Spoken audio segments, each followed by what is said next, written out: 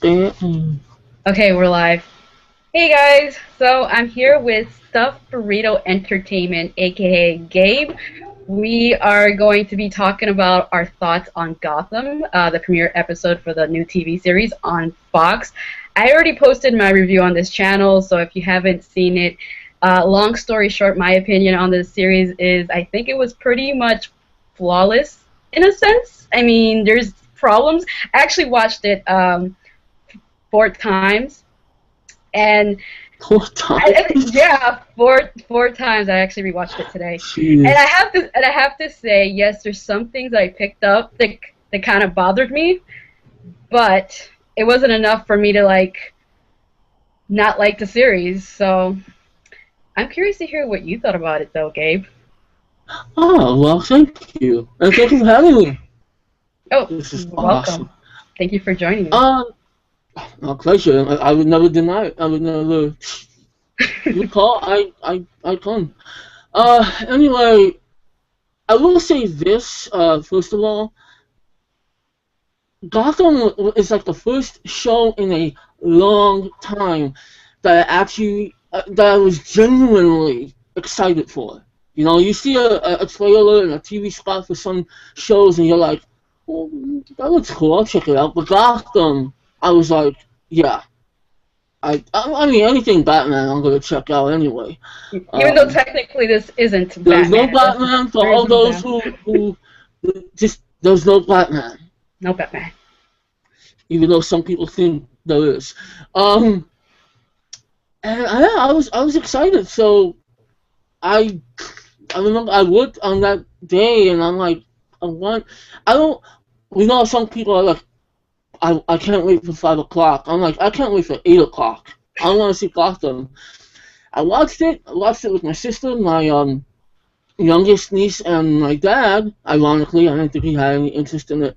And And what do they I thought of it?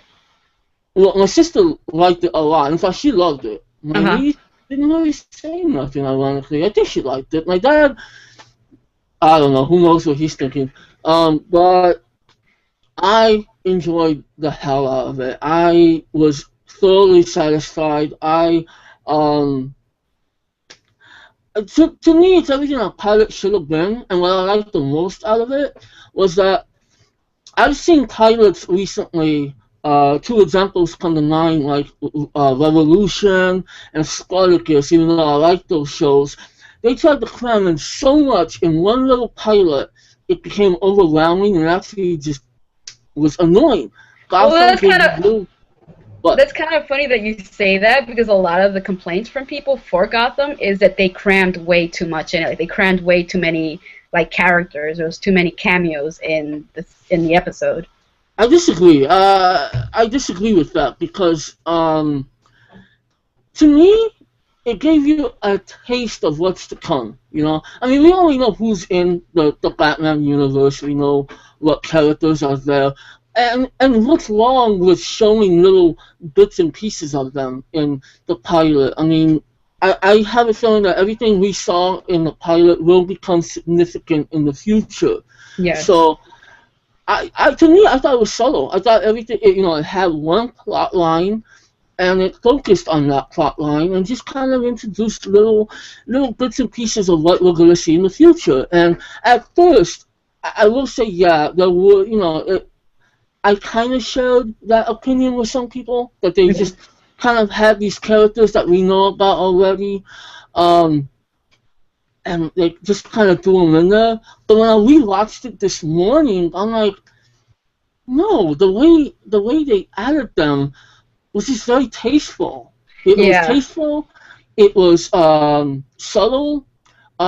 The one thing that does kind of annoy me and makes me laugh actually, um, Selena Kyle. You know, she's just kind of Okay. looking around.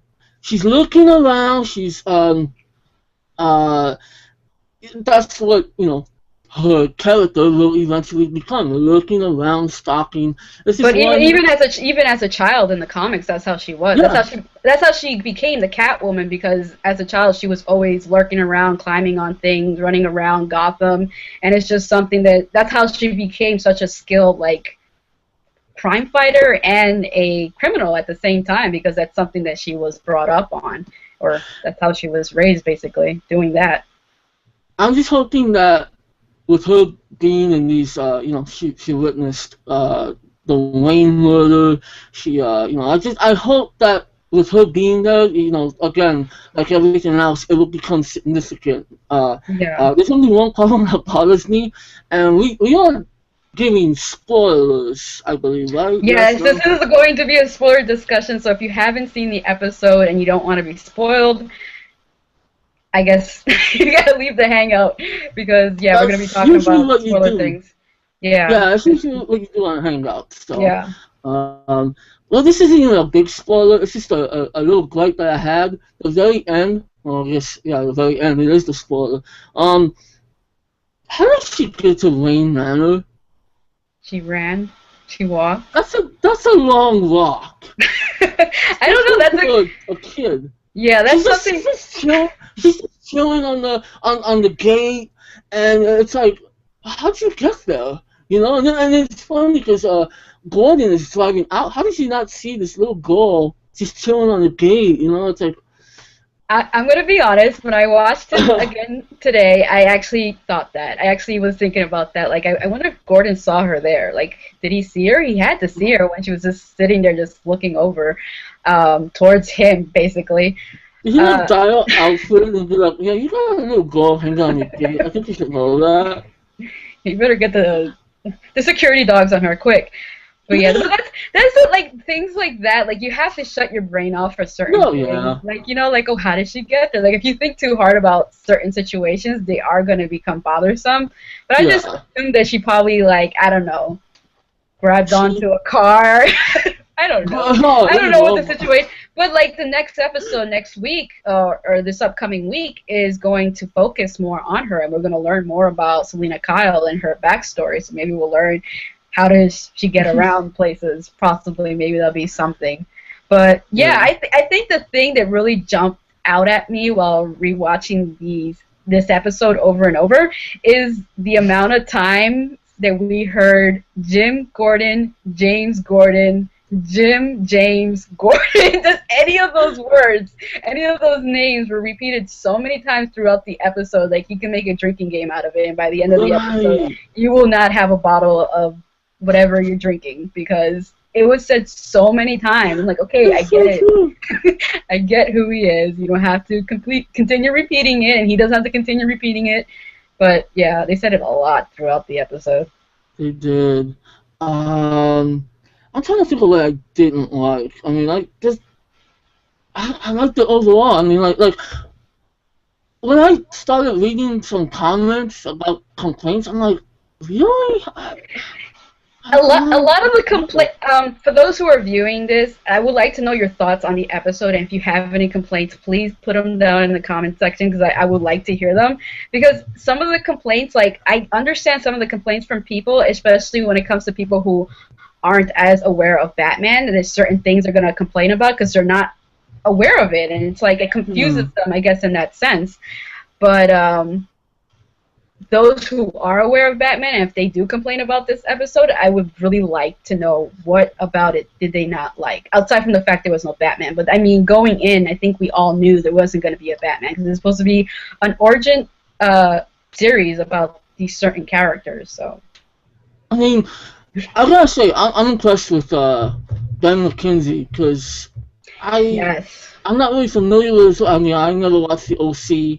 And I wanted to see Southland, but I just never got a chance. But I think he's the right fit, like he has that maturity, that intensity, yet he still has that ambition, So I'm impressed with him. I really, at first I was like, the dude from the OC, really? And then somebody reminded me, oh, well, he played a cop in Southland. I'm like, okay. There you go. Yeah, I was on the same boat, because the last thing I saw him was the OC. So I was like remembering from the OC, I'm like, he wasn't a very good actor. And I mean, he was playing a teenager, and it's like there's only so much you can do with that. But I don't remember being impressed by anything he was doing.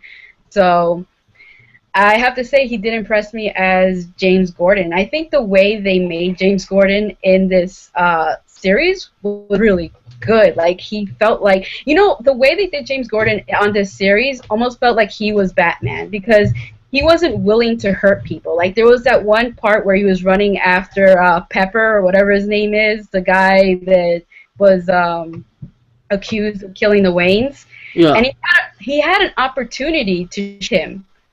He had an opportunity to shoot him. Like he had a clear, view of shooting the guy if he wanted to stop him, and yet he stops and he puts his gun down and he just keeps running after him. Mm-hmm. And you see that throughout the episode, like he doesn't want to hurt anybody. He at the beginning when we first see him, rather than having the cops shoot the guy for taking the gun from the cop, he tries to talk him out of it. And Mm-hmm. then the whole thing with the penguin at the end, or not the penguin, but Cobblepot, we see him try to stop him. I mean, not try to stop him, but he kind of fakes his death.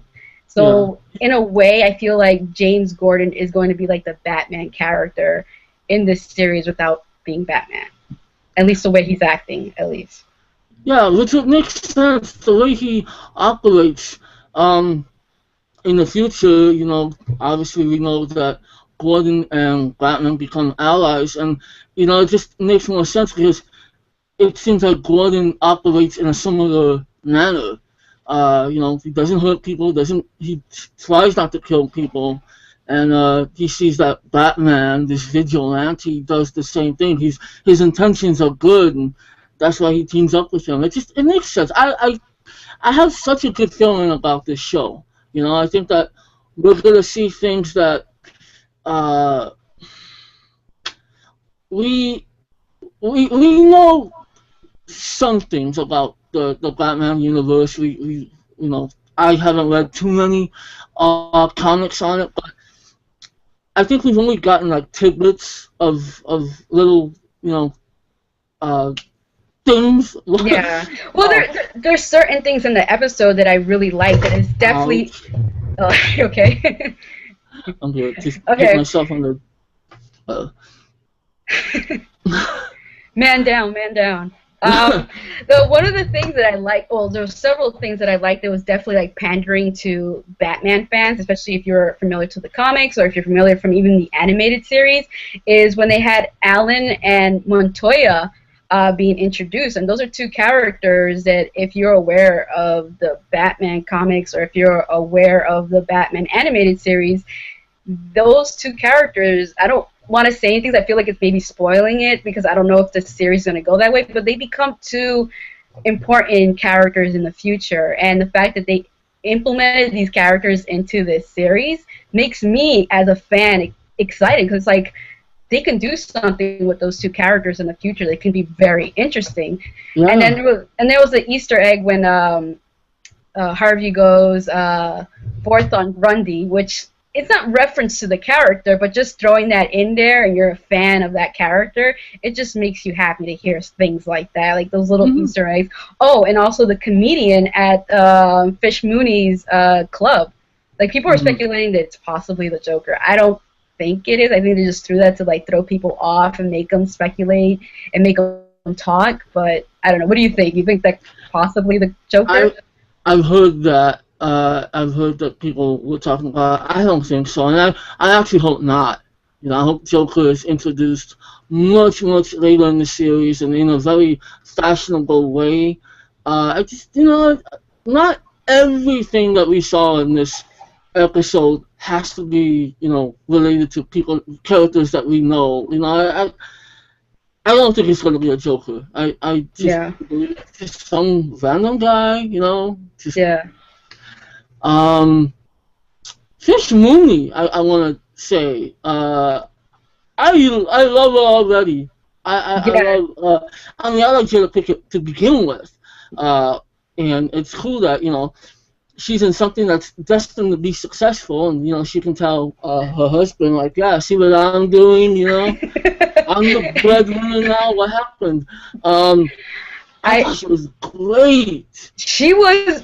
The more that I've watched the episode, and the more I've seen her, it's just the more I like her. I really think out of all the characters, she started to become one of my favorite ones the more I see her. Just the way she plays the Yeah. character, like she's so fearless, and just the way she talks. Like, no, they're watching a horror movie. Like the way she, like, her sarcasm is like, I love Yeah. that. Like, I think she's gonna be a very good character, and I can foresee her like ending up in the comics. Like, she's gonna be so beloved at a certain point by the audience of this series that she's gonna end up being a character in the comics. Like, I see that happening, and she fits in that world. That's what makes her so great, because you can see her as being a character from the comics. Like, yeah, if they told me that was a character from the comics that I probably wasn't aware of, I'd be like, okay, I believe it. Yeah, I can see her being a character from Gotham in the comics. You know, one of the Batman villains or something like that. She rocks. I can't wait to see more of her. Let's see what else. What do you think about the world? Like the world building, like how everything looked, the sets, just the streets of Gotham. Like, how do you feel? Like, I've heard people say, you know, it looks too clean. It doesn't look like, you know, it doesn't look gritty enough or dark enough. I think, What? me personally, I think it's a in between. It's, I think it looks realistic. Like it has color in it, and yet it still has that dirtiness in it. It's always raining. You can tell, like, it's like very smoky. I think it has like the balance of not being too dark and gritty, but being dark and gritty at the same time. Like, I didn't want it to be like the Christopher Nolan films. Like, they made it really dark, you know, Yeah. and there was no color barely, and you know, they had the filters that they added and made everything very gray, which this series kind of has it, but at the same time they've adding like splashes of colors, like with graffiti or with characters walking around with like red mohawks, which kind of looks like the mutants from The Dark Knight Returns, which I thought was like a really cool touch to throw those guys in the background like that. So I don't know, I personally like it. I thought it was gorgeous. I mean, for what it's meant to be, I think it's perfect. Exactly what you said. It has that balance. It has enough to. Well, I mean, obviously it's not satisfying everybody, but I would have hoped it had enough to satisfy the comic fans and people who just want to see a good show, a gritty, somewhat realistic show. You know, and God, yeah, I loved just the color tone of it. I love I love the look of the police headquarters. You know, I don't know why. For some reason, it just looks. It looks really good, and they have like the looks little great. It has that like pop to it. You know. yeah, they have that little touch where in the background you always see like police lights like Yes. flickering at in the background. I'm like, that looks kind of weird. I wouldn't think a police station would always have that, but for whatever reason, it adds to the ambiance of the police station in a way. And there was just certain things like I just overall loved the look of it.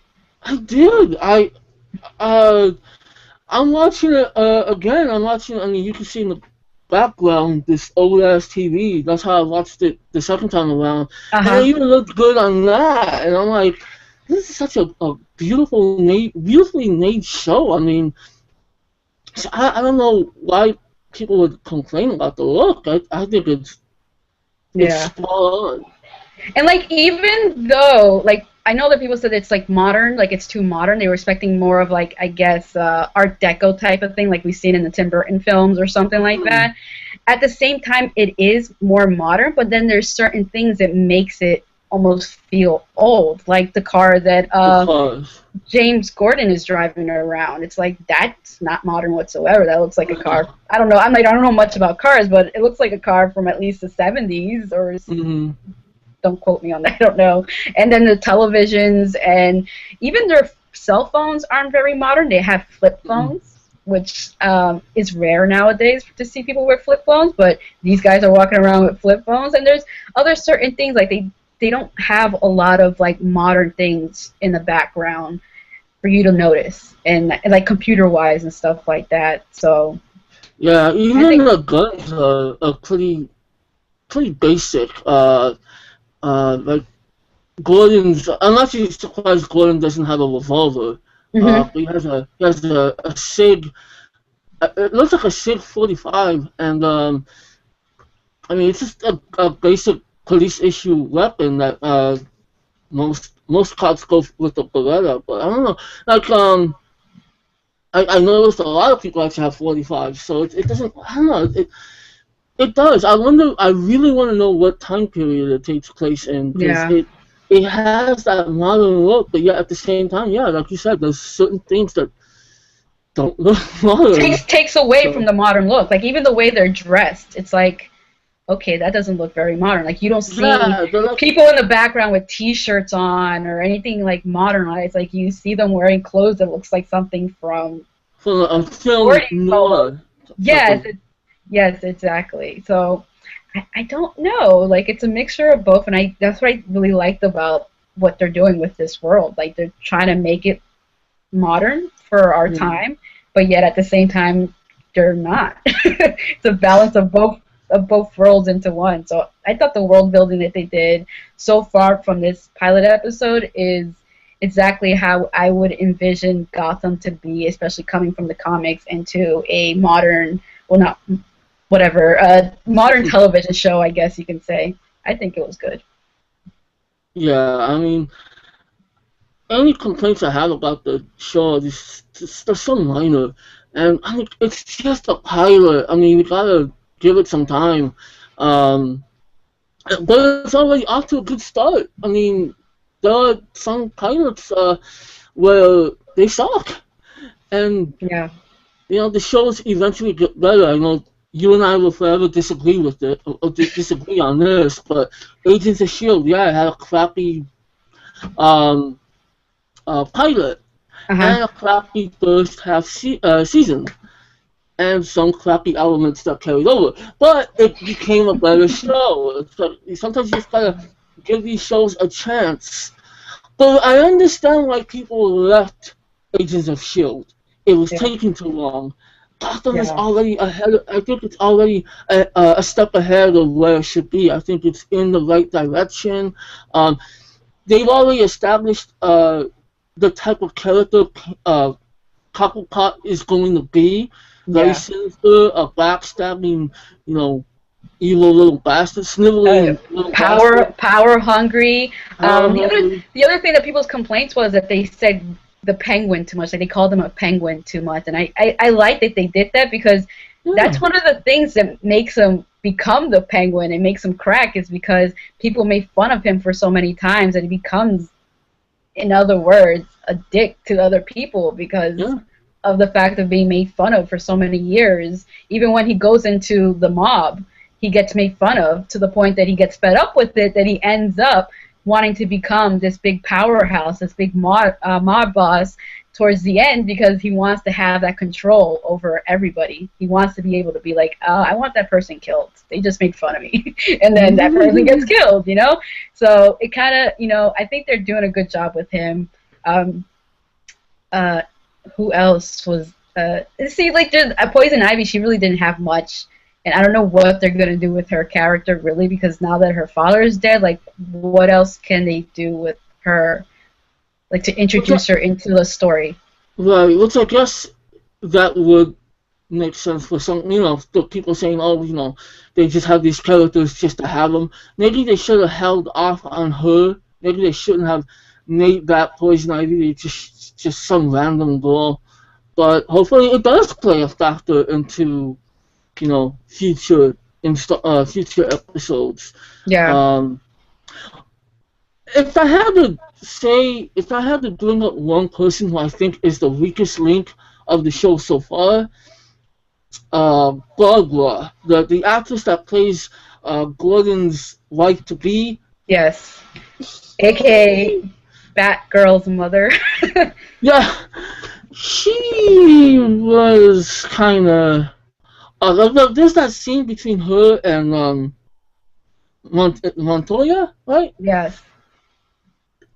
I didn't like that scene. It was so off. Like even the girl that plays Montoya isn't that great. Like at least in that scene, she wasn't that great. Uh-huh. She's like, What bothered you about that scene? Because I felt that scene was very interesting, and I think it was very accurate to Montoya's character. Yeah, the concept, the intention was interesting, but just the acting wasn't very good. Okay. Just the way she said it, like, Gordon's not a good guy. He deserves better. So It sounded like a teenage soap opera at that time. Like, Okay. he's not a good guy. You deserve better. I think they're trying to insinuate is that those two had a relationship at one point. Because Montoya in the comics is a lesbian who then ends up dating Batgirl at one point, basically Jim and Barbara's daughter, who's also named Barbara. So I don't know. I feel like with that whole thing in the episode, I feel like they're gonna go with the storyline that Barbara and Montoya, because they're now the same age. She's not the same age as Batgirl, obviously. That they two, at one point in the past, had a relationship, which can be very soap opera-y, but it's accurate in one form or another to her character. So I think that's why they're going that way, just to like give her a love interest that, in a way, is still very much part of the show because she's connected to Jim Gordon.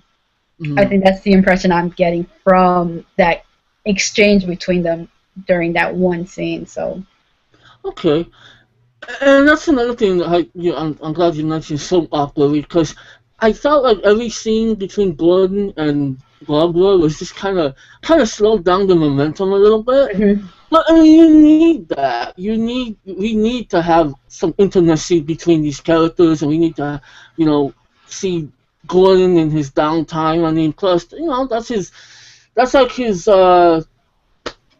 solitude right there. That's his fortress of solitude with his fiance, and but it did feel slightly like a soap opera. I don't know. For some reason, it felt that way. Yeah, well, anything when it comes to like romance in any TV show or movie, it always comes out soap opera because basically that's what it is in a way, Yeah.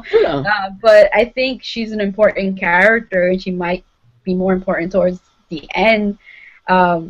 I don't know. It's interesting to see where they go with it. And they obviously are adding that for the female demographic because us females like that. We eat that stuff up, so they have to add. I mean, if it was all about two guys solving crime and running around and doing their thing, and then with these other criminals, the female demographic would be like, okay, is there anything for us? In the sense of like, we like that stuff, okay? So they have to throw that in some sense. Even though we may not end up liking, because me personally, I was indifferent towards it. I like that. I could have taken that or not if it didn't happen. Whatever. I mean, I hope it improves. I have a feeling any flaw that this pilot episode had, eventually it's all gonna improve. Everything's gonna come full circle, and we're gonna have a really great show. Yeah. Overall, especially something that's on network TV. Yeah, like there's only so much they can do with that. I think the introduction of all these characters in the pilot episode was just that, and then following episodes, we probably won't see a lot of these characters for a while, and then like next week or this coming week, it's going to be about Selena Kyle. We're going to learn about her, and then after that, maybe we'll learn about one of the other characters. And I think each episode, or there's going to be points in the series where we're going to learn more about each character. So it's not going to be like, oh, we're going to have every character in every episode, and we're going to learn about every character all at once.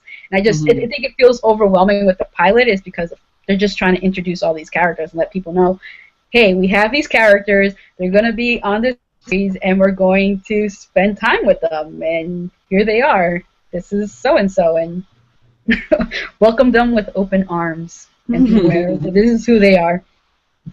Well, I am very curious and highly anticipating to see more of Bruce Wayne, because I think that that kid was great.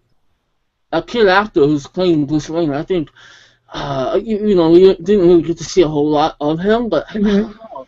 I had a little good feeling about this kid. I love the fact that I'm glad this is a TV series because, I mean, you know more about the comics. You can tell me if there's more backstory on. I'm excited to see his progression. I want to see him grow up, and I'm glad that there will be time to show that. I want to see him. Obviously, I'm sure at some point we're going to see Batman, or at least a variation of Batman. I just want to see. I want to be able to see that progression happen. I want to see this kid get angry. I want to see him training. I want to see him just unless why he becomes Batman. We know why, Yeah. obviously. Yeah. But everything we've ever seen, we've only seen just tidbits of it, just quick little flashbacks. Now we have a chance to actually see a full-on story on his progression of becoming Batman, and I'm excited to see that. So this is gonna be like Smallville, but for Batman, for Bruce Wayne. It's And funny hopefully thing. with a better ending, with a better finale. Yeah, let's not talk about that. Anyways, I feel I've seen people say that they don't want this to be a series about Bruce Wayne. They want it to be about Gotham and the characters within it. But Of course.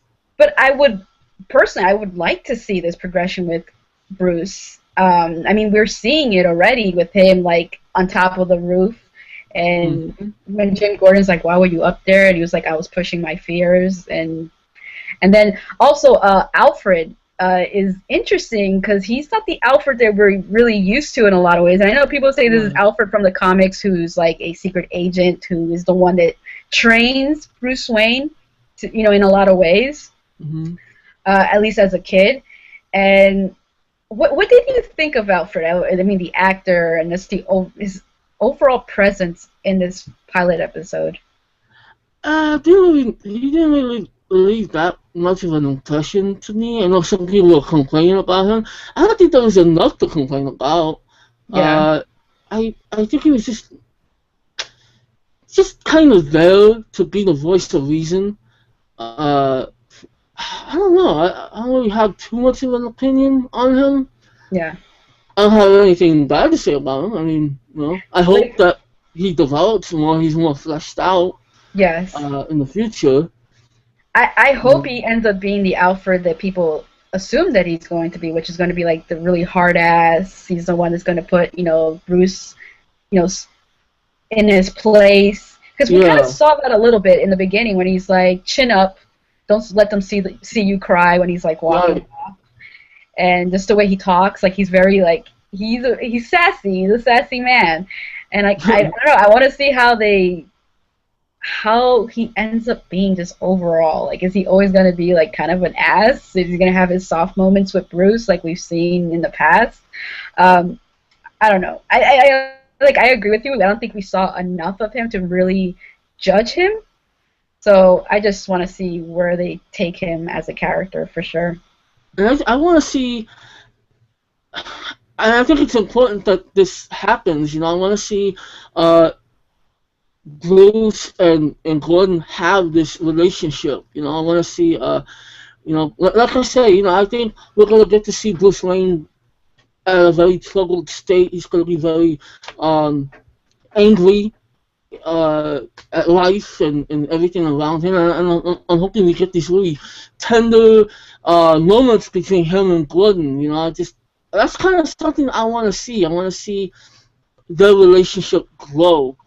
And I think there's room for that. Which I agree. I do want to focus on Gordon, and I want to focus on the various characters of Gotham, but I do still want to see more of Bruce Wayne. I want a realistic depiction of why he becomes the Caped Crusader. Yeah. And I want to see if maybe Gordon could pick up on it, this is a troubled kid, I'm trying to help him. So, and at the same time, it will flesh out Alfred, Alfred will be there to kind of protect him, to guide him. I think there's plenty of room to focus on all of these characters. Yes, of course, Gordon should be the centerpiece, but I think we should focus on all these other characters, and they should make it interesting, and I think they will. I'm telling you, I have a good feeling about this show. Yeah, well, I feel like you at least need to give a series at least 3 episodes before you okay, is this for me? Should I continue? Because you don't want to invest your time on a TV show and then end up not liking it at the end. That's always very frustrating to do when you can spend your time doing something else. But I don't know. I'm really torn whether or not I want to see Bruce as often as we saw him in the pilot. Because do we want to see Bruce and Gordon have that relationship, become this friendship, and then Because it'll be hard because James Gordon doesn't know who Batman is, and I feel like if he develops that friendship, it's gonna be really weird. It's gonna be awkward towards the end. But then again, it could get to a point that they're really close to each other, and then Bruce ends up leaving to boarding school, and then they kind of lose contact with each other, and then he comes back and does his thing, or whatever. How they're gonna go with him. But yeah, it's gonna be interesting. I wonder if they're gonna do like a jump time. Like they're gonna like next season it's gonna be like 5 years late, 5 years in the future. And we the next see season with his mustache. yeah, you finally see him with the mustache and the glasses. Like I'm curious to see like how they do this, because if it's like bringing up Smallville, if it's anything like Smallville where they prolong it for so long to see like the end result of where everything goes from this point on until finally Batman appearing, I think a lot of people are going to get frustrated with the series, because regardless how interesting these characters are, and they can be very likable characters, people want to see Batman at some point or another, at least see more, or see Bruce in a point where you can be like, okay, that's the kid that's Batman now, or something to that effect, I don't know. I just don't want them to drag it on. But then again, the series is on Fox, and that's always worrisome, because we all know, because we all know how Fox is when it comes to their TV series. Like, but so far wait, what were you gonna say? I would hope this is different though.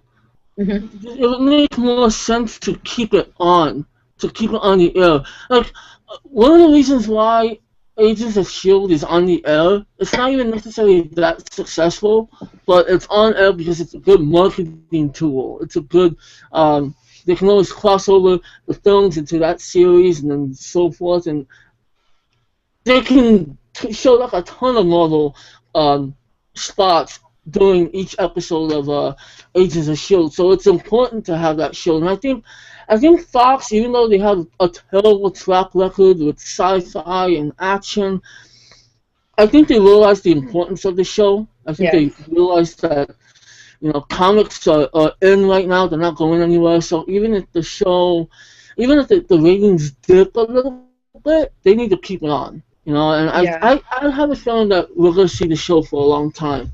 Hopefully, I don't know. I personally want to see it last 5 seasons. I could do with just that. I think that's a great number for a series like this. 5 seasons, especially if they do they skip ahead. I think that would work absolutely perfect. Yeah, I think they should. I think the final season, we should be the writers of the show. I think the final season. I have a pen. I can write. The final season should have Batman. Don't focus on Batman. He's just there. And Gordon could what idea? Listen up. No, I think the last episode should be like Gordon turning on the bat signal, and boom, the end. Yes. How chilling would that be? That would be freaking beautiful. Oh, I just got chills just thinking about it. Beautiful, poetic. Oh, man. But in regards to the series still continuing on, if Fox is gonna keep them, I think at this point they will keep it for at least 2 seasons, because Netflix ended up purchasing the first 2 seasons for Gotham already for them. So they're already making bank on it just already, and the ratings have been great. Like today, the DVR ratings came in, and they were really good. Like, they were the best DVR ratings for that Monday. It was better than Blacklist. It was better than Sleepy Hollow. Like, it freaking killed in the ratings in DVR, and then when it aired live. So as long as they continue on doing what they did, and they don't mess up along the way that turn people off, even people like us who are enjoying it so far, if they don't piss us off and be like, what, screw this, we don't want to watch this anymore, I think they'll be able to. I think it'll be able to be a really successful show, and especially if they keep teasing with other villains from the Batman universe. I think the only villain I really don't want them to focus on is the Joker. Like, I feel like that's something that's sacred. I mean, I don't want them to do the whole like Rob Zombie did with Halloween with Michael Myers, justify why he becomes evil. Like, I don't want to know why the Joker is the way he is. He just is because he is. Like, I don't need to know Yeah. much of a backstory. But, like, with the other characters, like, they all have real, like, clear backstories to them. So it'd be nice to see not only villains, but, like, other superheroes appear as well. So. Do you? That's something I thought. Do you think this show will ever stray from the real world? You know, do you think this will ever become a fantasy? Because you know, Batman obviously has comic book characters that have powers and stuff like that. Do you think they'll ever Yes. go that route, or you think they'll keep it like Nolan, where you could see? No. Oh yeah, I I can see think that happening. the fact that they introduced Ivy, Poison Ivy, she is Mm-hmm. a villain that, in a way, has magical powers because she's able to control men with her poison. She's able to control plants, and then the Detective Allen, he ends up becoming a character that's not based on reality. It's based on, in a way, it's based on supernatural. He has a supernatural ability, and if he becomes that character, which I'm not going to say because I don't know, again, spoiler, Yeah. it won't be based on reality whatsoever. So them introducing those particular characters onto the pilot, I feel like they're going to get to a point where they're going to have some supernatural things, unrealistic things on the series for sure with certain characters. At least that's what I believe. I think they should. I I think think they so. should. You know. Yeah, I think so. We have enough straight up cop shows, you know. We Mhm. have far too many realistic cop shows. This is so far realistic and gritty, but why not put some fantasy in it, you know? And yeah, I hope they do. I hope they I give us a think little bit of fantasy. I think they will. I think a lot of these characters are not going to be based on realism. I mean, I, yeah, I don't think so. I think they're gonna do a mixture of like have this realistic, theme to it, but at the same time not be afraid to put fantasy into the series as well. So I think they're gonna do both of both worlds, and it's gonna be Hmm. wonderful. Hopefully they don't mess that up. Um, I know. It's so so any yeah. so anything else you want to talk about Gotham or? Let me think. Oh, wait, let me read some of the comments. If anybody said anything, then maybe we can touch Anything upon offensive? anything offensive. Okay, let me go. Oh my God, a lot of people commented. You're kidding. Oh boy. Uh, okay, somebody thinks that they think. Well, that's a negative. No.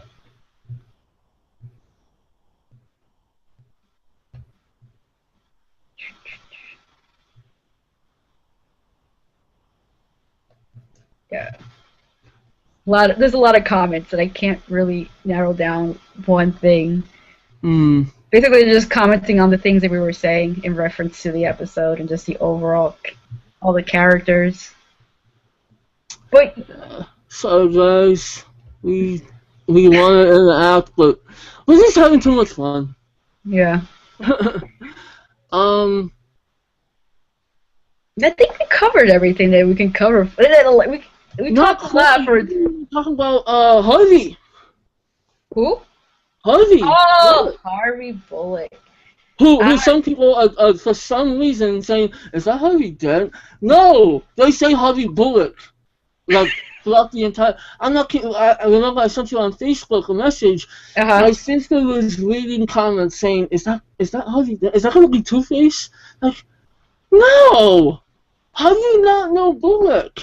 I mean, but anyway, dude, the guy's awesome.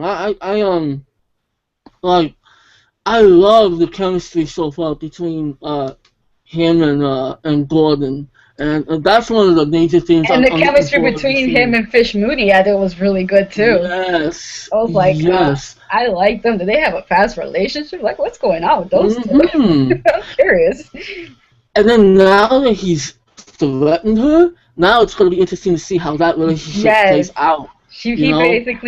he basically cut that out. She even said it like, "Oh, I thought we were friends," and then she goes like, "Until today." Yeah. I like her character, and I thought he was really So good. good. And then he's gonna have that great balance of being a sleazy cop, but yet still having some type of moral when it comes to like when it comes to James Gordon and trying to do the right thing to like protect him, even though at the same time he doesn't want to, kind of finds him to be like a pain in the butt because of the way he is. Yeah, I'm really curious to see how all of his interactions play out with Gordon, with Fish Mooney, even with Falcone. We'll see if they have a clash with each other at some point. Let's see.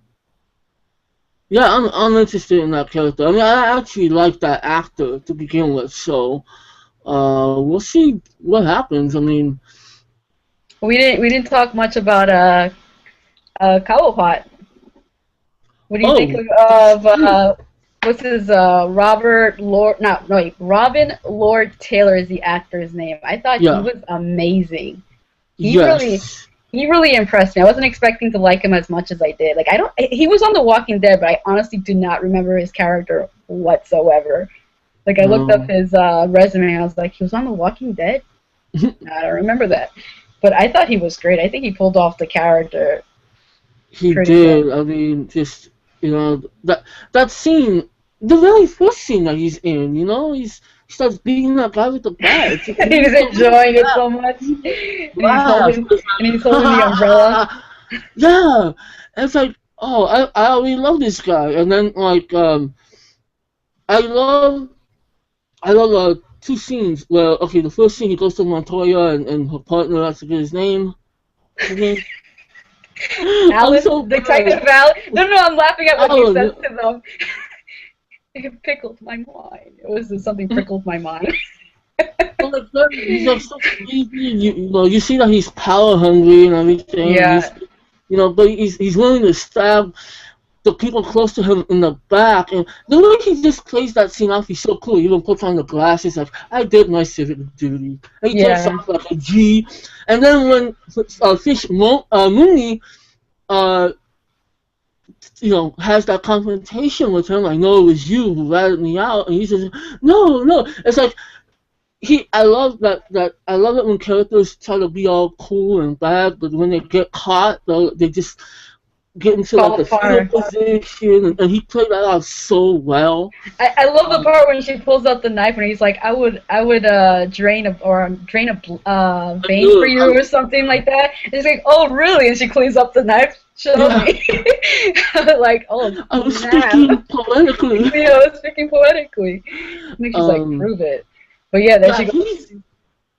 He's great. I mean, I think he just embodies that character so well, especially the younger version of him. Eventually he'll grow up to be more confident. He'll be more evil and sinister. But right now he's just this young guy who's power hungry but scared, and I'm digging it. I think that he's going to be a very interesting character to see.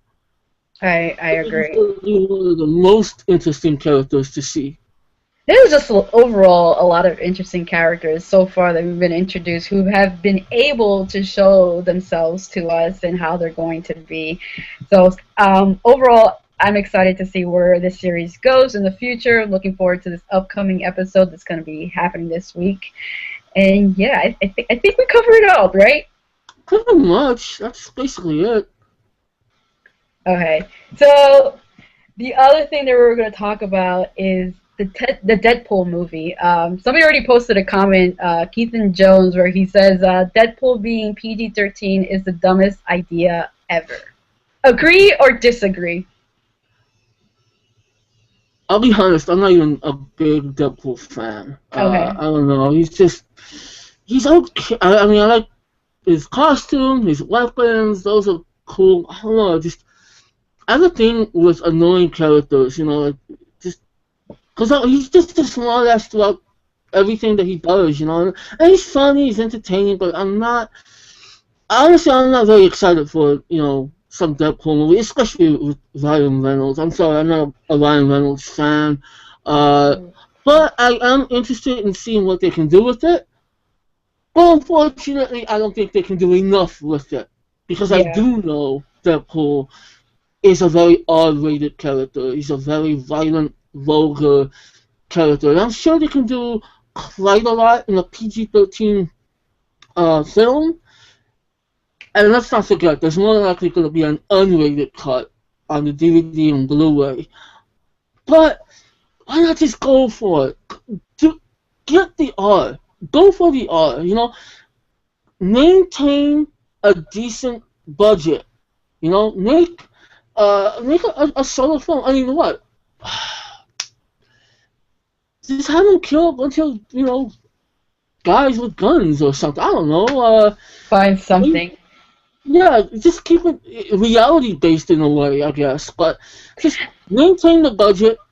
Have you seen the test footage that they leaked online? That. Yeah, I did see that. I think that yeah, they leaked online.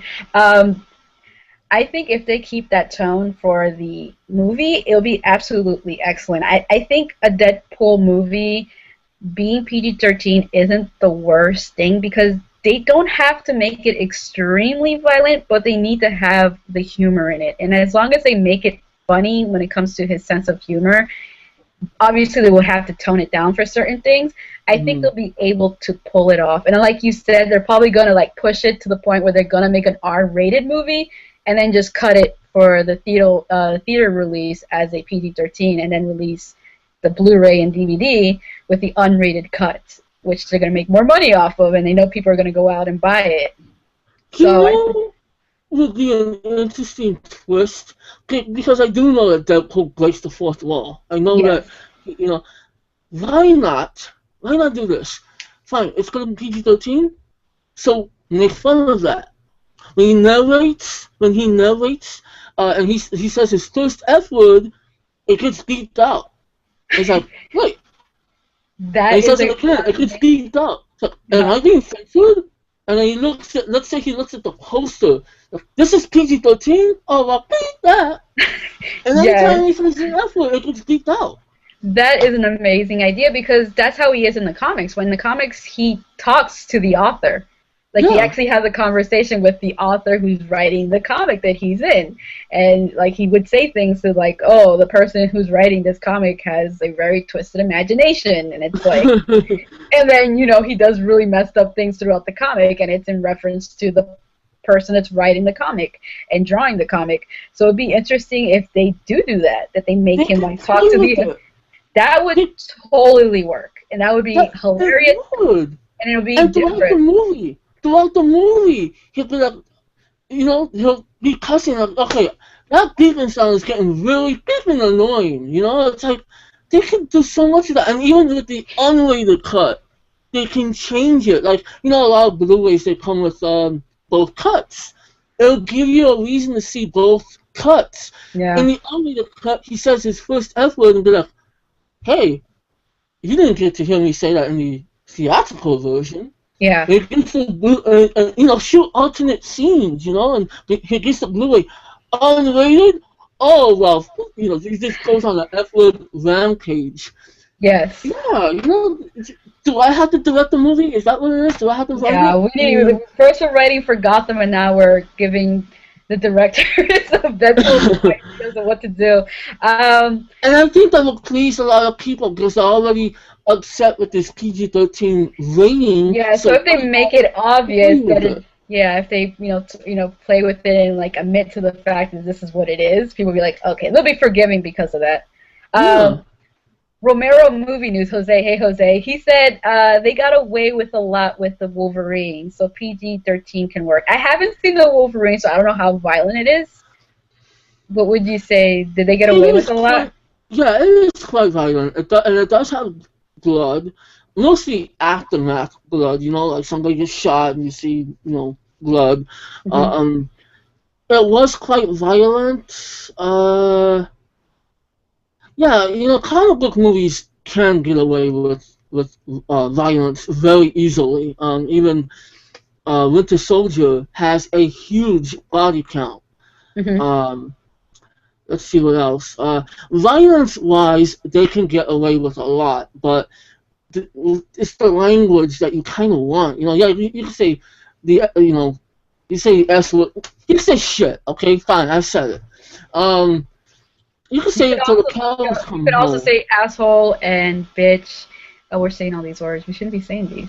This is No, not your PG-13. channel. No, but like X-Men First Class and even X-Men Days of Future Past had a lot of curse words in it. It's Mm-hmm. like, like Fox isn't scared of having these characters say these words, and they're not afraid to insert some really violent scenes because like that one scene in First Class when that coin goes right through what's his name's head, that was really disgusting, and like Yeah. you wouldn't expect that in a PG-13 movie, but it was there. And then also in Days of Future Past when Magneto when oh my god, I forgot her name, Mystique, she gets shot in the leg, and then Magneto's like freaking like throwing her around with a bullet in her leg. Like that's gross, and it was Yeah. there. Like those are really violent moments in these films, and I think Deadpool doesn't need to have a lot of them, but at least have some of them that'll make the audience go, whoa, that reaction that people get when they see something extremely violent on screen. Like, if you have, like, one or two of those scenes in the movie, I think that justifies the violence of Deadpool. I mean, in the footage that we saw, we see him, like, cut the guy's head off, right? And he has, like, the helmet in his hand. Yeah, you can show that in a You can PG-13 show movie. that, and at that point you're like, okay, that's really disgusting and violent, but it's there, and so I think they'll be able to get away with it. Especially since Yeah, he likes to draw a lot and he draws violent things, you get an idea of like what he's thinking because he's a very right. strict character, I, I mean, I think it will work. Fox has been, I mean, in the past, of course, they messed up, with movies like Daredevil and Elektra, but Last I think now, Stand, Origins. especially now, it, yeah, that one. Which I liked at some point, but then I rewatched it, I'm like, you know what? Yeah. I think now they realize how important much like I'm saying with Gotham, Fox realize how important these properties are. I think they're gonna put a lot of effort in Deadpool, And respect it. and respect it, and they're gonna reach the fans. But I swear, if they just listen to what I am saying, Fox, play with the PG-13 rating, beep out some F words. I don't know. I think that just would be so awesome. But It'd be really funny. That's what it'd be. Right? It would give the movie a very interesting twist that we've never seen before with a superhero movie. And I think that's something that would be good for them because they had to set themselves apart with some of their films. You don't want them to all feel the same, and Deadpool is one of those characters that you can do that with, and it'll be very interesting to see for sure. And not only that, Ryan Reynolds, even though again I'm not that much of a fan, he's done a lot of PG-13 movies where he was funny. Mm-hmm. And even in, I know this is kind of a sore spot for some people, Blade Trinity, even though he did cuss a lot, there were certain funny moments where he didn't cuss. Mm-hmm. So he can definitely ad-lib.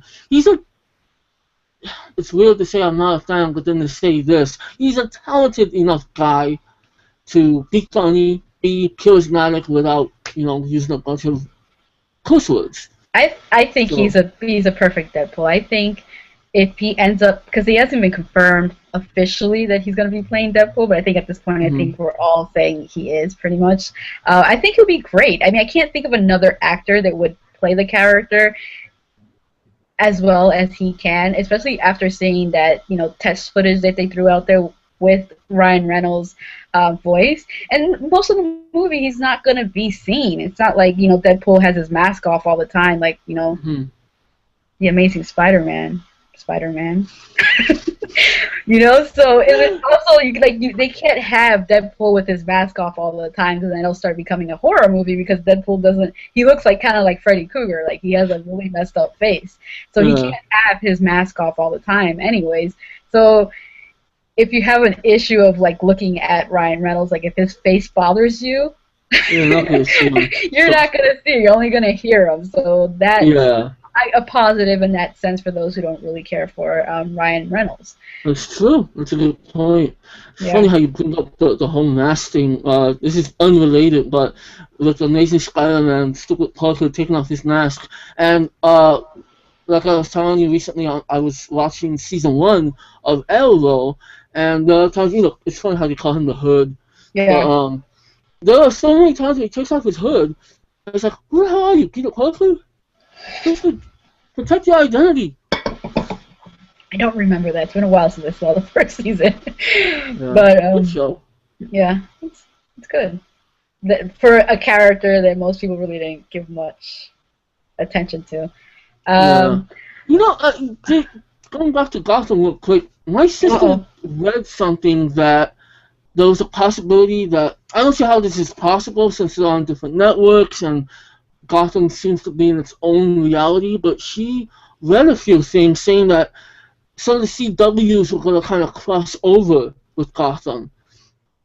Do you see that happening? I don't see that happening. That would not make any sense because, no, that wouldn't make any sense because Barry, who's the Flash, and Oliver, who's Green Arrow, they're about the same age as Bruce Wayne when they joined the Justice League, so it would be kind of weird for them to be much older than him because these guys are like, well, at least I would assume like Oliver's like in his mid-20s, maybe late 20s, and Barry's about, the same, maybe a bit younger than him. It wouldn't work. Like, timeline-wise, it just would be very, very weird. I personally would not want to see it. I want Gotham, Gotham could be its own standalone series and then let those other two guys on the other network cross between each other. I don't... Exactly. Yeah, like the whole join universe, like people feel like that needs to be something that needs to happen with everything comic book related. But at the same time, if that does happen, there'll be a lot of things that Gotham has to like hold back on because they're like, oh, I gotta wait for this TV series to do this, and then Flash has to wait for Gotham to do that, and it'll be a very big mess. One thing we didn't talk about with Gotham, what did you think of the Wayne murder? Because I heard some people say, it was like the most chilling. I thought it was amazing. I actually got chills. Like, I was like surprised with how much it affected me. Because like we've seen it so many times already. Like several movies. Oh god, the Waynes have died almost as much as Kenny from South Park on screen. So yeah, like we've seen them being killed in so many different forms. That is like after a while, I would think you'd be numb to it, or at least I would have been numb to it. But when I saw it and that scream that Bruce did was like, oh my god, I wasn't expecting it to like affect me as much as it did. But yeah, I really like that. Even before he screams, he's like, oh no, Dad, like, I don't know, yeah, it was just done so well, and you actually got to see blood in that scene, and it just made it more realistic, and. Well, that's the thing about Gotham that we also didn't talk about. God, there's a lot of things to talk about Gotham, and it's only one episode. Is that the amount of blood and violence that was shown in the episode? Like, there was a lot of blood in that episode. Blood, leaking out of people's heads, blood leaking out of people's noses, chests. There's just blood everywhere. Which is great, because, we look at a lot of Batman properties, except the animated ones, which I find it hilarious that those are so gory. But like even the Nolan films, the bloodless, we don't get to see blood. We don't get to see. We see violent acts, but we don't really see them in all their glory, in all their realistic glory. And it's cool that they show. It's so funny how network can get away with so much violence, huh? It's funny how people complain about network TV being so tame. No, network TV is quite violent. Like, Blacklist is a gory show. So. Well, Arrow is pretty violent, too. Like, you see him literally, like, shoot arrows in people's chests. Like, he's there, boop, or in a person's face. Like, Deadshot, when he shot him in the eye. It's like, Jesus, that happened. Which I was actually surprised with, because, I was thinking maybe and we're going off another topic, but hey, that's what we do on a hangout. We're just hanging out. Just hanging out, yo. He kills people. I didn't think that was gonna happen. I thought maybe he was gonna do the 1950s thing, the Batman thing, or even the 1950s thing where you shoot guns out of people's hands and stuff. But no, he's like, oh, my life is being threatened. Bye. Bye. But we could But we could segue from that. Well, you have more to say because we can segue from. no, good. No, because I brought up Deadshot, and the other thing that I wanted us to talk about is the possible suicide. That I can't even speak. Suicide Squad movie that's happening. That David Ayer, I think his name is. They want him to direct it basically, and this is a guy who directed Training Day, which is a very excellent movie. And No, he didn't direct it. He didn't direct it. He wrote it. Oh, he wrote it, which is even better. Hopefully, he'll write the screenplay. But he directed what was the name of that movie with Jake Gyllenhaal? End of Watch. So, which was not a tame movie. It had a lot of cursing, a lot of violence in it. Oh yeah. So, what is your thoughts on a possible Suicide Squad movie happening? Like, that's a movie that I think might rated R or PG-13. Like. Oh boy. Again, you know, you can get away with a lot of violence with these PG-13 comic book movies, especially if it's, you know, as long as it's not in the Disney, you know, universe. Which I saw that there was a conversation on the Reader Film fan page. You had an exchange with one guy that lasted like it could have had its very own website that post. It was insane. But article. One thing I'm interested in this thing because I don't know a whole lot about the Suicide Squad. Mm-hmm. But when I saw that recent DC animated film, Assault on Arkham, I remember hearing about the Suicide Squad, but then that movie actually opened my eyes as to how it works, and I love it. I like Harley Quinn. She's a great character, and any chance we get to see more of her, it's like, yeah, absolutely, let's do that, and it'll be great in live action. I'm curious who they would cast as that character. I'm interested. Yeah, didn't somebody say Jenna Malone at one point? They were thinking about casting her. There's a lot. Yes. There was speculations about it because she was on the set of Batman v Superman, and she's like good friends with Zack Snyder, and I think she would be a good Harley Quinn in my opinion. I think she's really interesting. They're gonna make it PG-13. Let's face it. I mean, well, the only reason why I have, it's a possibility it could be rated R is because it's a Warner Brother property, and they done V for Vendetta, they did Watchmen, were two like DC comic things, and those are rated R. So they don't shy away from it, but at the same time, V for Vendetta did great at the box office. That's not, that did fine as a rated R movie.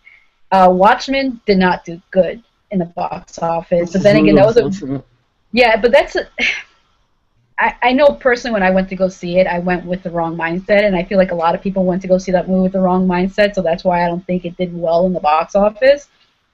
And being rated R as well doesn't help. So plus being nearly 3 hours. Yeah. I mean, I think a Suicide Squad could be made rated R as long as the budget isn't as ridiculous as Watchmen was, because the budget for Watchmen was ridiculous, like, even for its time. Like, there was a lot of visual effects in that. And the thing with the Suicide Squad, a lot of the characters aren't really superheroes. I mean, King Shark is, like, one of those people that maybe has to be CGI. But then again, they don't have to have him. Yeah. That's the thing with the Suicide Squad. They're kind of like the Justice League in a way. They switch out characters. I don't know. Like, I would want to see a rated R Suicide Squad because it would be freaking awesome, especially with the director they have supposedly want to direct. That's the thing.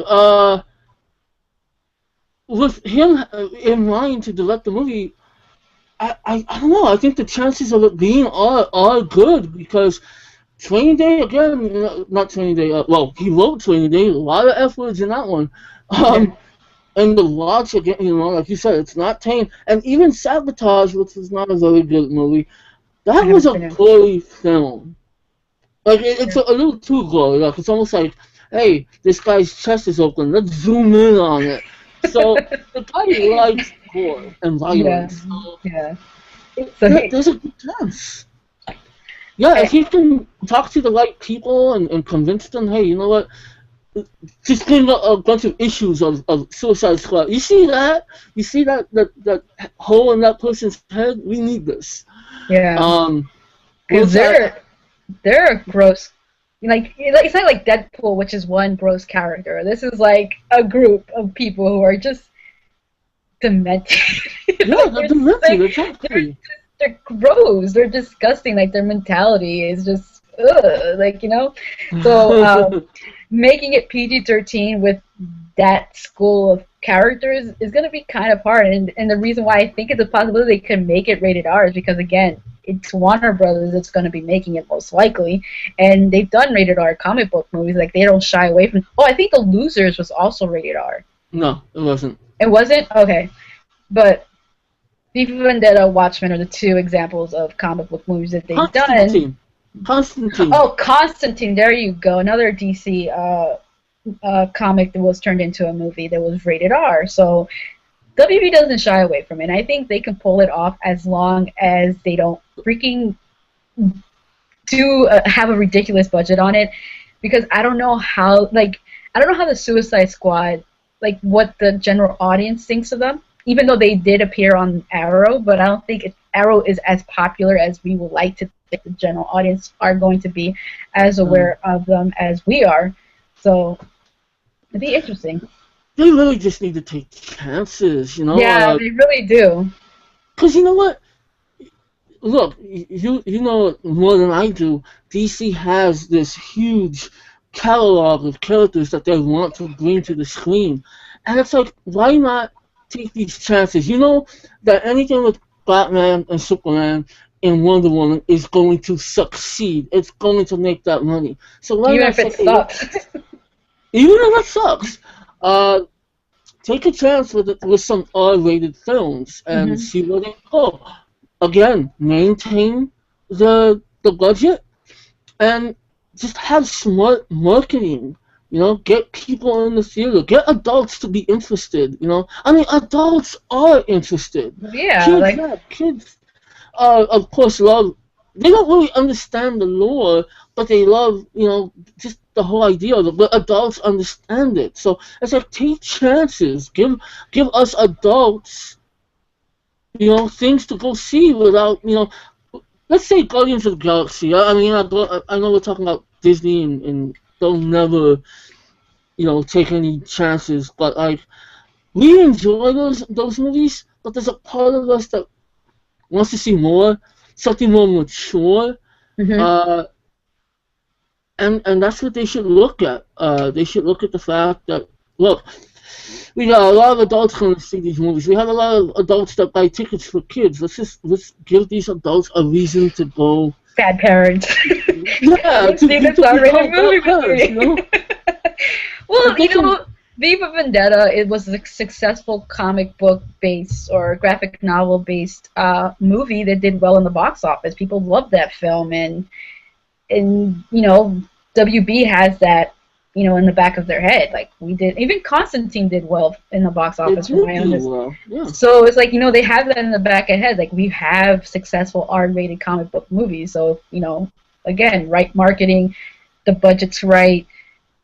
If we get the people, I think there's a lot of people who will get excited for a Suicide Squad movie. I mean, if you have Harley Quinn in there, just Harley Quinn alone, people be like, what? And then everything else will just be bonus. All the other characters will be bonus.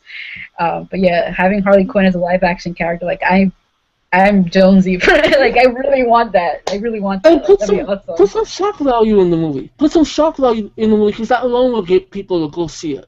You know, be like, oh my god, Harley Quinn, she bites a guy's neck off and spits it in his ear. It's like, what? I gotta go see that. I mean, yeah, they just take some chances. I mean, I hope with the director of End of Watch that, yeah, it will be R-rated and we'll get to see these characters the way they're intended to be shown.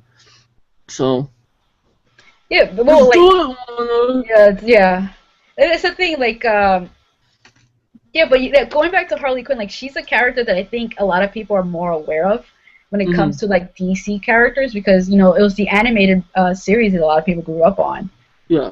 back in the day in the Batman series, so they're aware of her character. And I think if they really focus on her being in the movie and they market it as, look, Harley Quinn, live action movie with Harley Quinn, people would be like, yeah, see, exactly, Puddin'. So people would be like, you know, excited. They're like, oh, okay, I know who that character is. Like, they probably won't know her name, but they'll be, you know, she'll look familiar to them. Yeah, and that'll get a lot of females in the series. Like, oh my god, we have a female comic book character on screen. One that's not some generic love interest. Yes, it's a sick, twisted psychopath. Demented little. See you next Tuesday. Let's see. Yeah, I mean, it could so work as a PG-13 movie. It could work, but come on, let's just go with the R. Let's do it. Let's do it, yeah. I mean, they can be PG if they do crossovers with the other like DC characters. They can like, okay, that's gonna be a PG-13 movie. That's fine. You can cross, you know. But then again, as we've seen with the Expendables, the studios aren't afraid of going from R to PG-13, and also even RoboCop, the original movies, like they went from R to PG-13 with the following film. So it happens. Cool. So yeah, with the remake.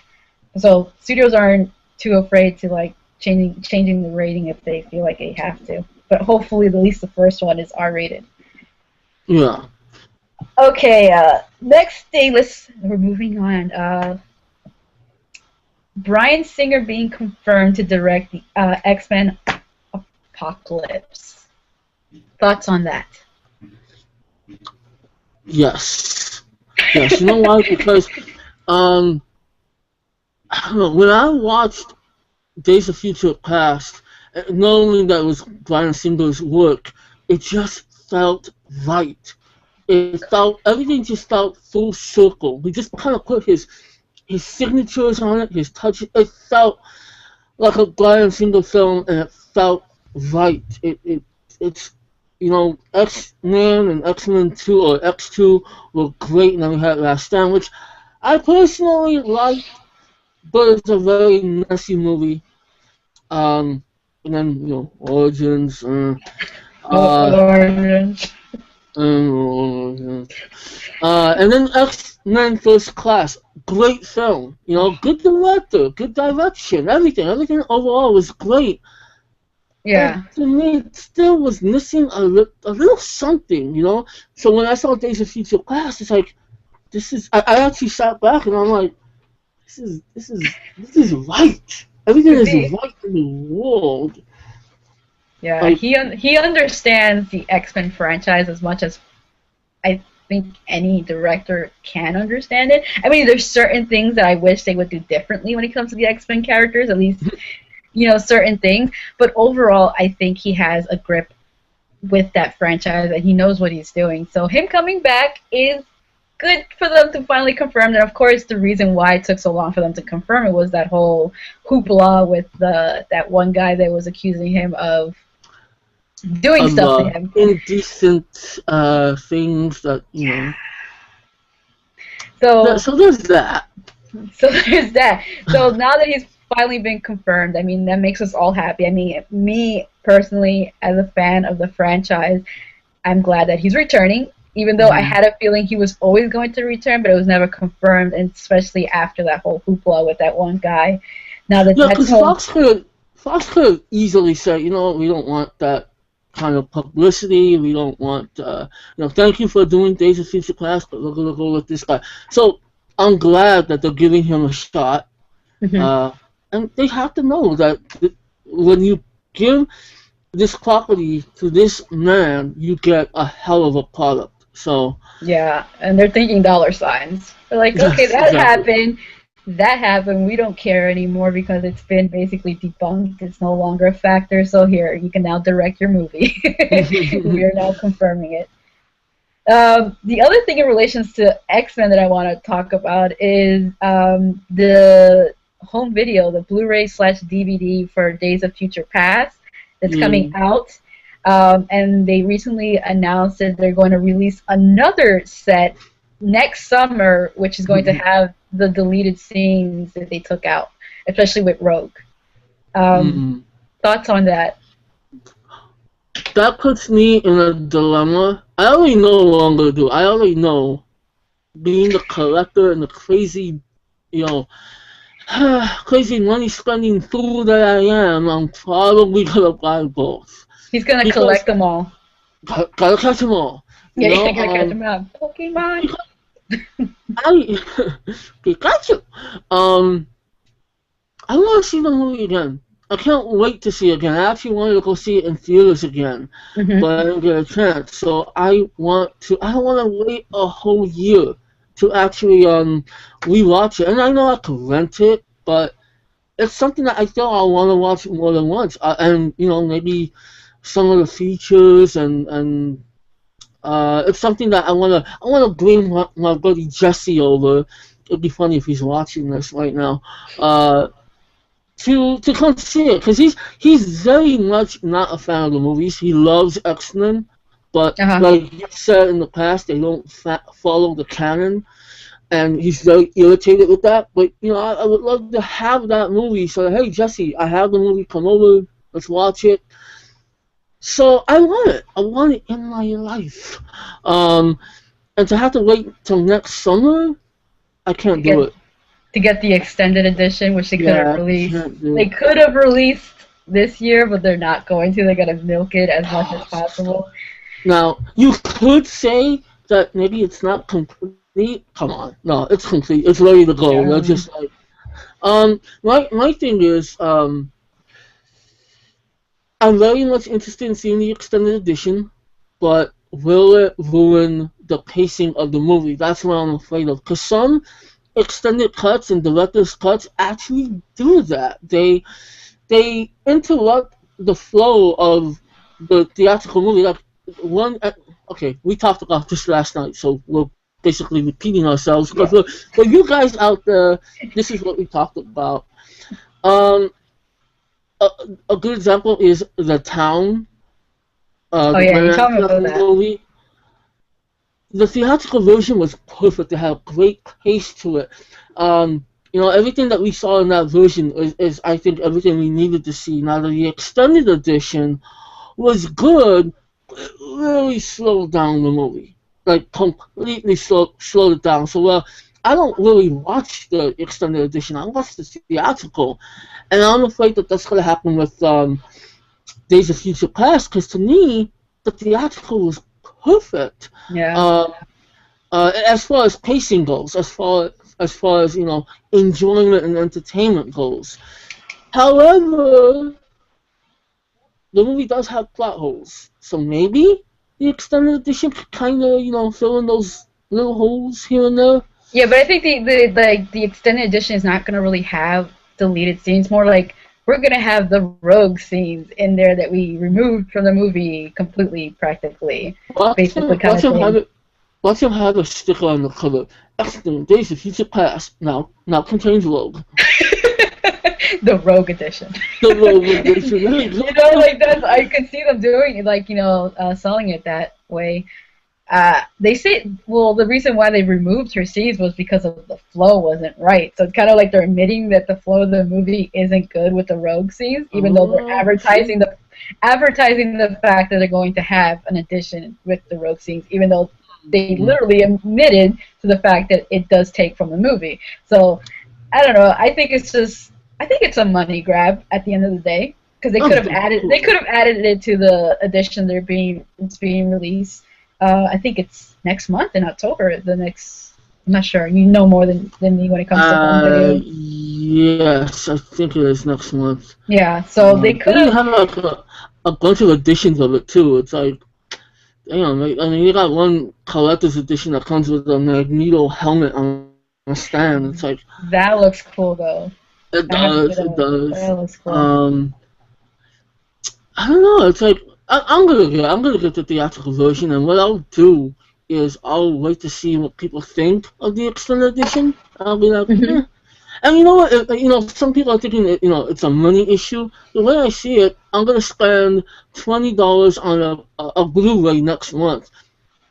More than like half a year is gonna pass, and the new one's gonna come out. I'll buy it. money isn't everything. So you're It's not all gonna about get the having a collector's collection. edition with Magneto's helmet? I don't think so. As much as I want it, I don't know. It depends how much it is. But Yeah. I'm not that much of a collector where I have to have these editions, you know. Like there are people who do that, even if they don't like the movie. Like stupid Amazing Spider-Man, freaking electro head. There are some people.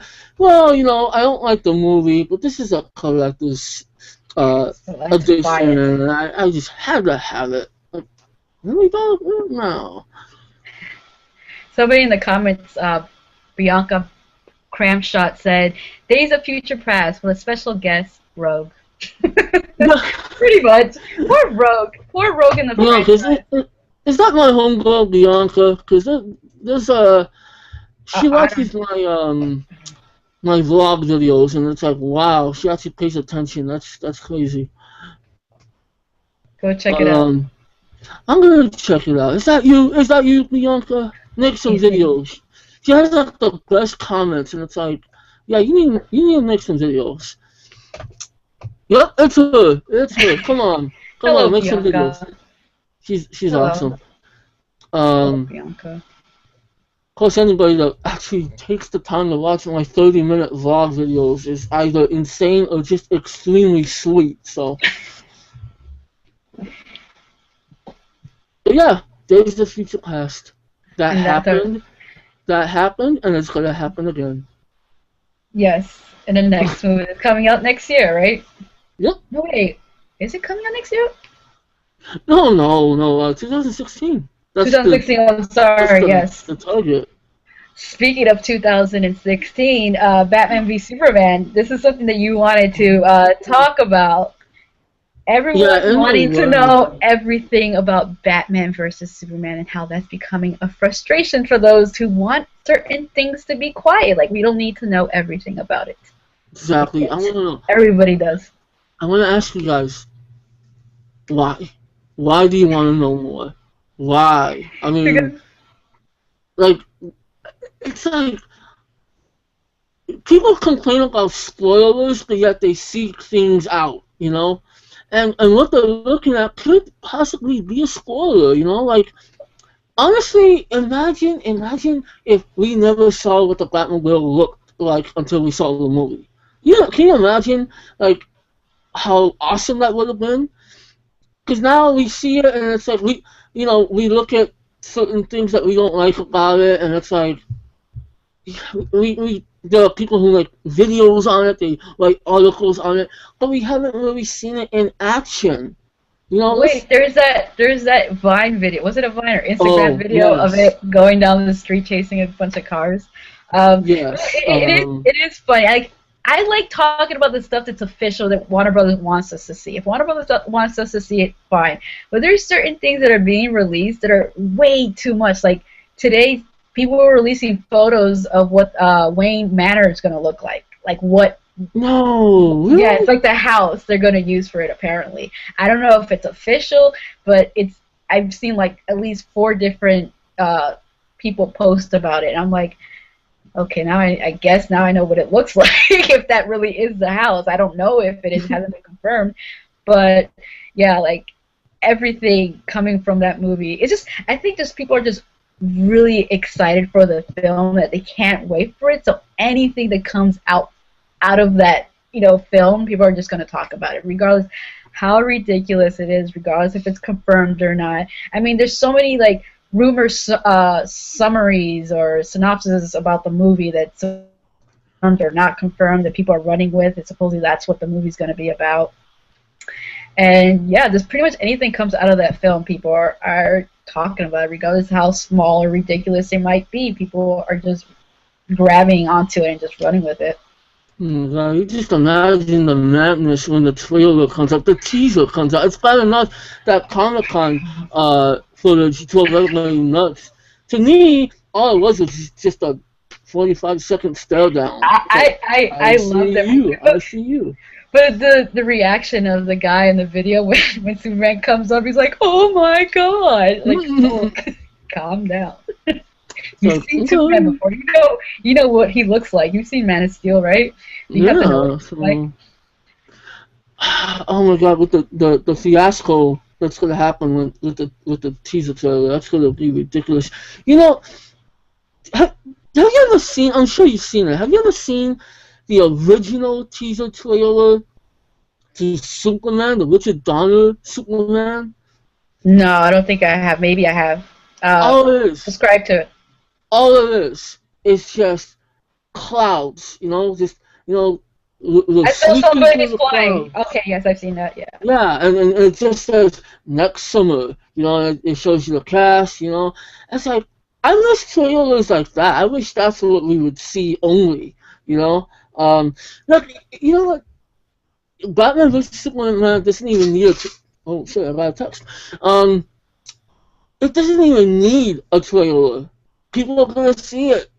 So it'd be cool if they had just like I don't know, so I don't want to know any more about it. I know too much. The only thing I just really, in a way, kind of want to know more or less. I'm not feeling Jesse Eisenberg as Lex Luthor. I don't think many people are.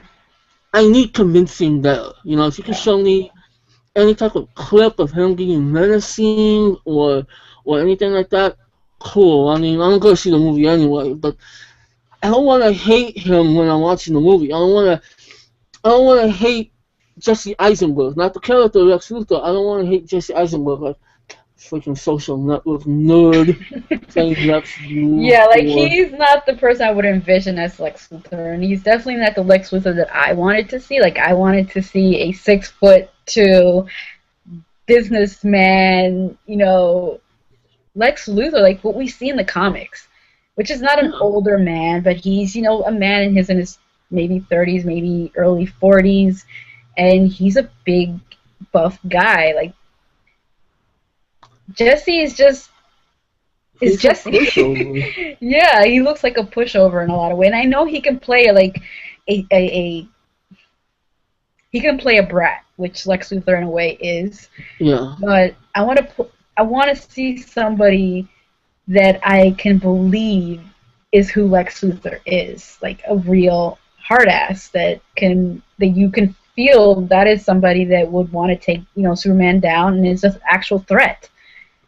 Well, Jesse Eisenberg just has that overall persona to him that just doesn't sell that whatsoever. Like everything, I've seen him in a lot of things, and he's never sold that to me. And he might prove us wrong, and he might be able to really pull that character off. But the way he looks, just appearance-wise, doesn't work. Just doesn't work for me. Like he's too short. He just looks too young. Too young. And he is younger than Henry Cavill, which is kind of odd because we've never really seen a Lex Luthor being younger than Superman, as an actor-wise. So I don't know. I want a Lex Luthor that will enter the room and people will be immediately intimidated. Yes, exactly. Like, oh shit. The room to just have that awkward silence, like almost like a gasp, like, and then Luthor like, hello, sir, hello. How are you gonna do that with Jesse Eisenberg? They're not even gonna see him.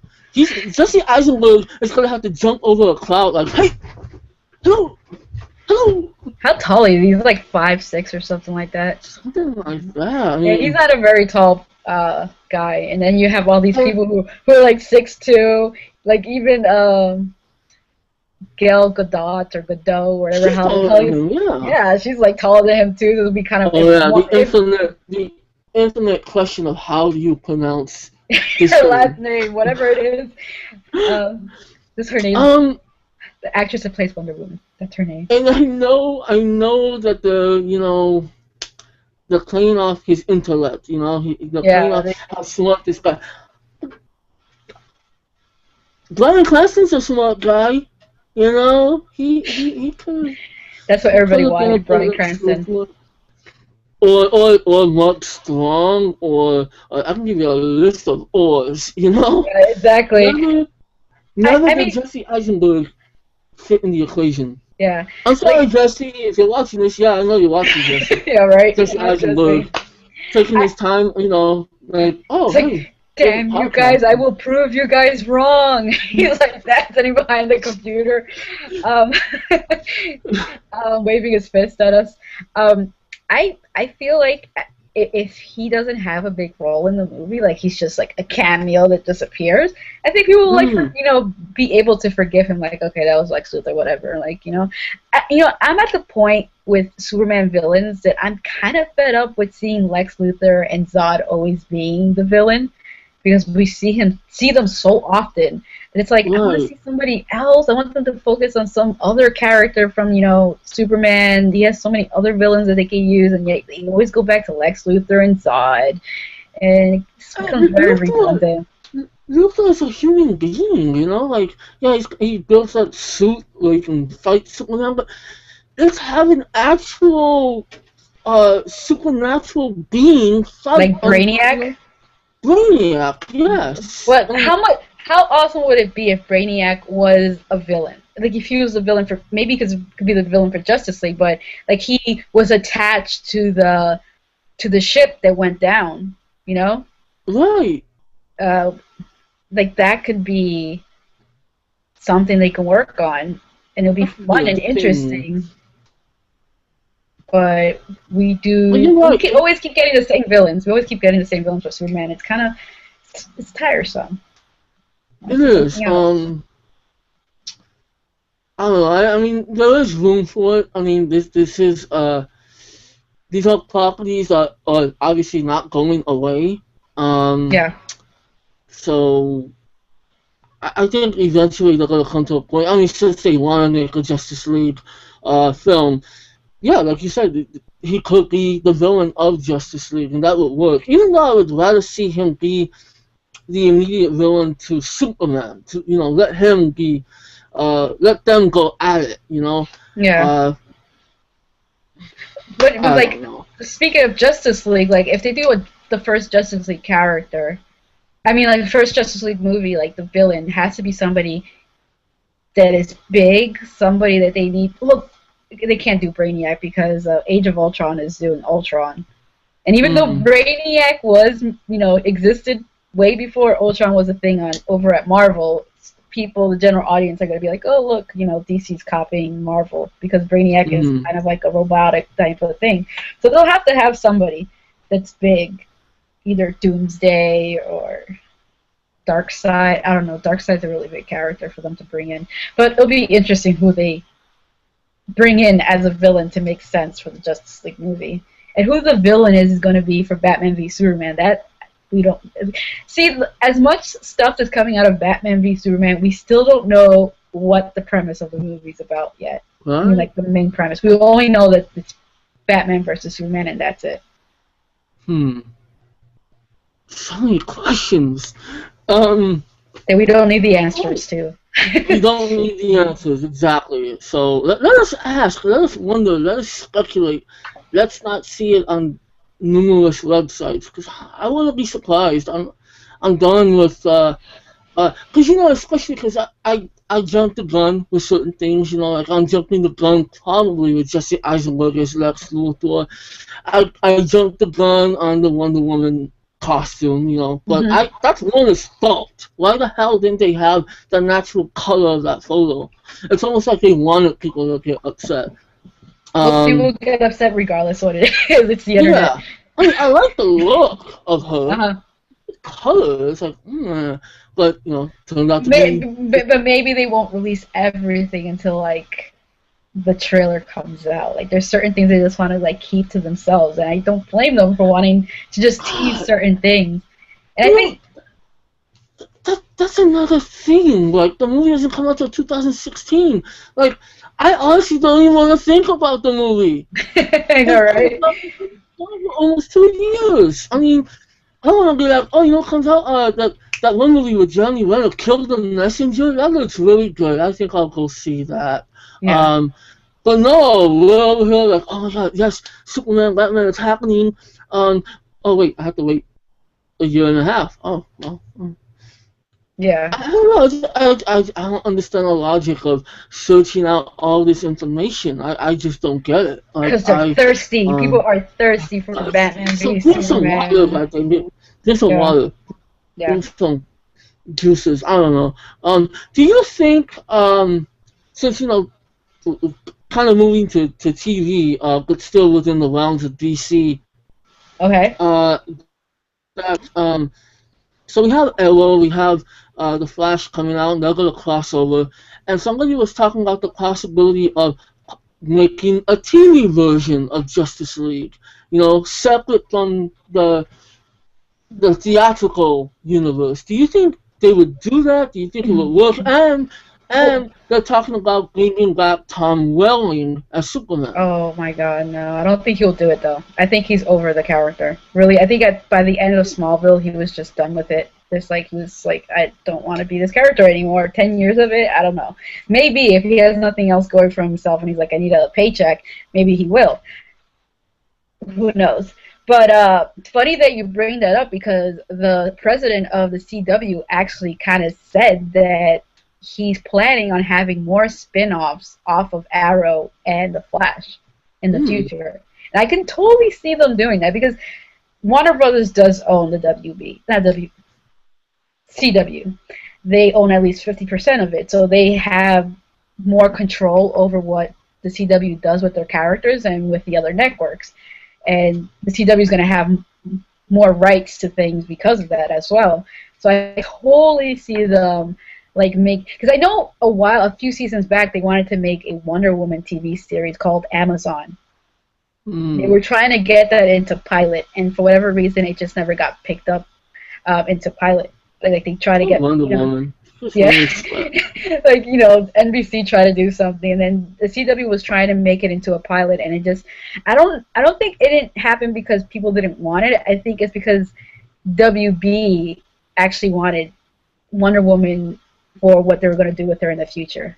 I guess they had plans because I know Josh Whedon was like writing a script for a movie for them for Wonder Woman. So Wonder Woman has been in the works as something for the longest time, and I think that's she's been thrown around between either a movie or a TV series. Like they were going to do something with her, and they tried the TV series with NBC, didn't work out, and then they tried it again, and they're like, no, let's pull her out and like do a movie, which now she's going to be in a movie. So now I think they're going to go the movie route with her and not do television with her.